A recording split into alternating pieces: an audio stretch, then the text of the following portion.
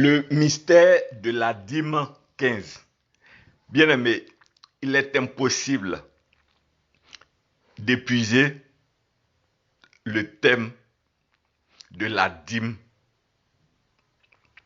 sous la forme d'un séminaire.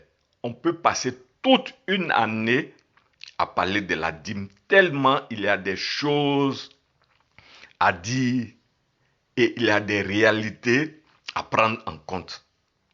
Nous croyons que nous avons donné l'essentiel qui puisse apporter de la lumière à ceux-là qui veulent entrer dans la révélation pour découvrir la réalité de la dîme par rapport à la Bible et les conséquences directes de la pratique de cette dîme-là sur la vie de ceux-là qui obéissent de manière stricte et juste à cette prescription.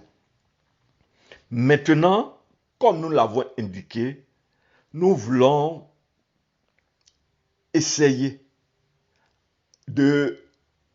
d'appuyer ce que nous avons dit avec quelques petits témoignages. C'est des témoignages simples, mais qui m'ont tellement édifié, m'ont tellement encouragé et qui font que je suis obligé de continuer à m'accrocher à cette révélation. Donc, cela date au tout début de mon appel. On va dire que tout mon ministère même est basé sur l'enseignement de la dîme version charité.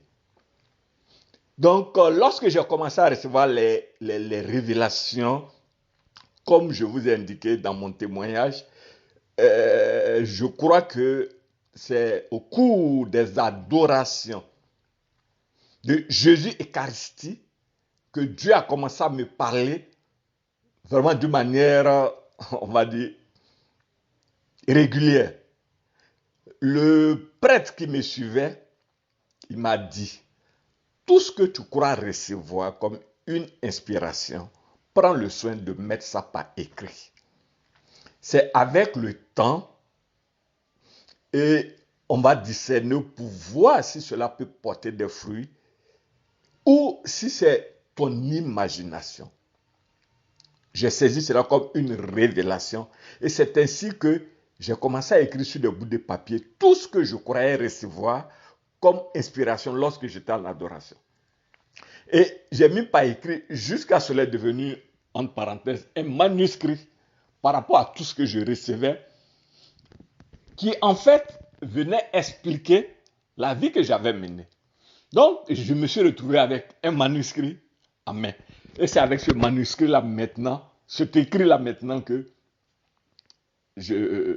j'abordais les personnes, que j'évangélisais, entre parenthèses, voilà, que j'évangélisais. C'est ainsi que la toute première fois, j'ai organisé peut-être une conférence, une réunion comme ça, où j'ai invité certaines personnes dans le quartier. Et puis, je leur ai expliqué ce que je viens de détailler, mais pas, je vais dire aussi détailler comme je l'ai fait maintenant. Il y a quelqu'un dans l'assemblée qui a posé deux questions parce qu'il semblait se disposer pour entrer dans la révélation. Donc, quand la conférence est finie, enfin, je vais dire, ce temps de partage est fini, il est venu m'aborder et ensemble, nous sommes partis. On a continué à échanger jusqu'à chez lui. Et puis, 3 jours après, il m'appelle. Il me dit, ah frère, je viens te voir.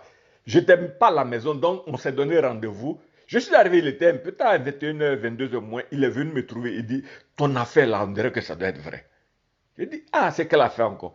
Il me dit, tu vois, lorsque tu as fini d'expliquer, je suis allé dire à madame qui vend des fruits. Et je crois, en général, elle achète ces fruits-là, elle vend sur la semaine. Donc, 3 jours après, je lui ai dit, elle n'a qu'à considérer que son bénéfice là, c'est 20 000, elle n'a qu'à donner 2 000 francs. Donc, elle a donné 2 000 francs et j'ai donné à notre fille pour aller à la paroisse pour donner à une vieille.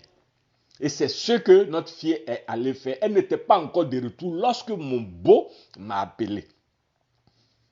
Il a demandé si nous étions à la maison et Nous lui avons répondu oui, que nous étions là. Il est venu après le travail et il partait et nous a donné 20 000 francs.